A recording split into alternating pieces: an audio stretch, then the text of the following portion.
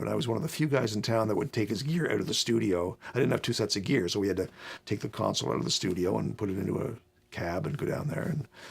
But I hooked up with a company called Fantasy Sound, and they were an institutional type recorder. They did school choirs and church choirs and the RCMP band and the Dofasco choir and people like that, for 1,000 records, and they'd sell it and raise enough money to send their choir on a trip to Chicago or something. And they had this Toyota pickup truck with a camper on the back, way oversized camper for the size of the truck. And since they were doing mostly schools, they were working weekdays, but the truck was kind of available on weekends. So I started renting their truck to do some of these rock bands on Friday and Saturday nights. And I got hired by Chum FM to start doing, they were doing weekly rock and roll broadcasts out of the Alma Combo, and they had some guys that were doing that, but they also had a weekly folk music show. This is how long ago it was, like Chum with folk music, who knew? And they started hiring me to go out and do these folk music shows for them. And I started using Fantasy Sound's truck to do that. And we did Tom Rush and David Wilcox and Stan Rogers and the sort of singer-songwriter guys of the day. But New Year's Eve, 78, 79, we were coming back from a gig at that Groaning Board restaurant on Bay Street, and the little truck hit a patch of ice and started to swerve, and it flipped over, and we totaled their truck, basically. And I had to phone these guys. They were at holidays down in South America for Christmas, and they came back and I said, guys, I've got some really bad news. We were in an accident while you were away, and I totaled your truck. And I thought, oh, this is going to be it. I'm done. And the guy said, did anybody get hurt? I said, no. And he says, oh, that's great, man. We were going to sell that truck, and we'll get way more from the insurance than we would have selling it. So thanks, click. And I'm like, that. But I had all these gigs lined up. And so it's kind of forced my hand.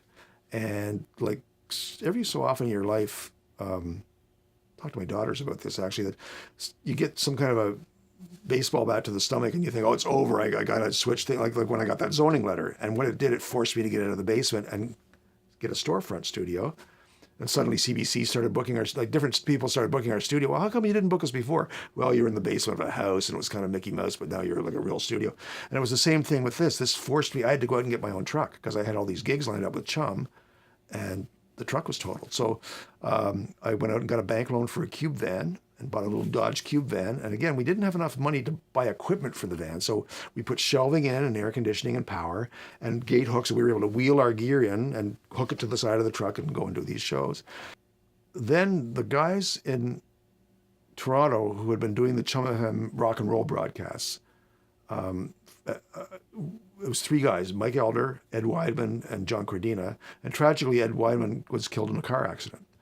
And the other 2 guys somehow just lost heart in the company. They didn't want to keep it going because that had kind of been the heart and soul of it. And they phoned Chum and said, we don't want to do these things anymore. And so Warren Cosford, who was the head of special productions for Chum, in charge of all their live broadcasts, said, well, this kid has been doing a good job on our folky shows. I'm going to offer him the rock show. So in 1980, or 79 or 80, I guess it was 80, early 80, they phoned me up and said, would you like to start doing these Alma Combo live shows?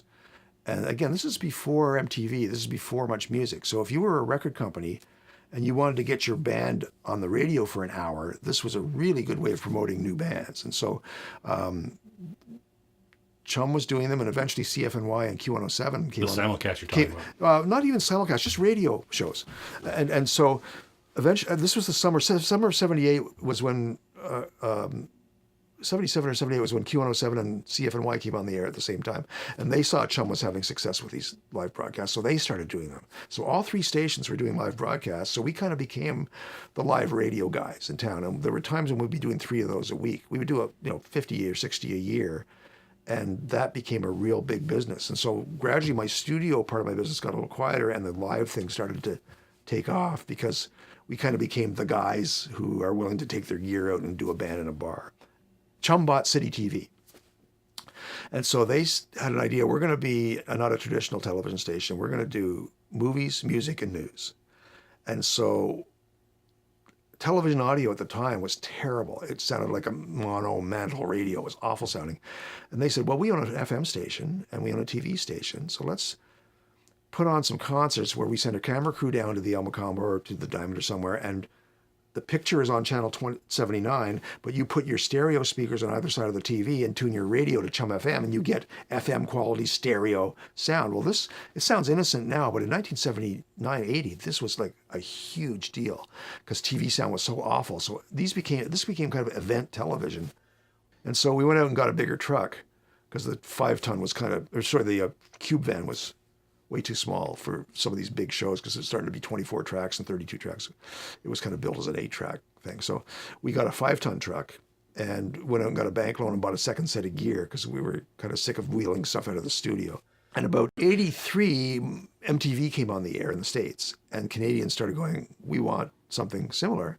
So the CRTC set out requests for licenses.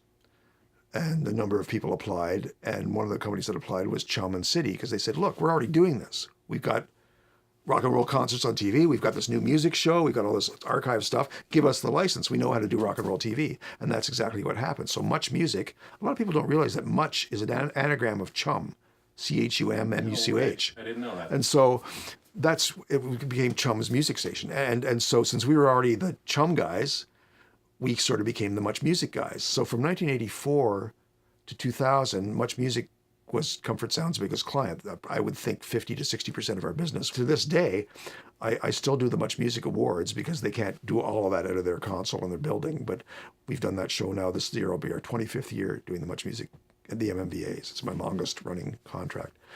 John Martin, the late John Martin, who was the head of programming for Much at the time, this charming English rogue, they'd go to do Meatloaf for somebody, and Meatloaf would say, well, we're going to bring a truck up from New York. And John would go, no, we have our own guy that does this. And they said, no, we're bringing up the guy that does the Grammys. He said, no, we have our own guy. And you'll be using our guys, or you won't be doing the show. And so he really was so incredibly loyal. And there's a lot of camera guys who got their start the same way in this town that started doing those concerts for Much, and it was a great place to work, real shoot from the hip. And people say, well, what was the contract? And I said, the contract was don't screw up.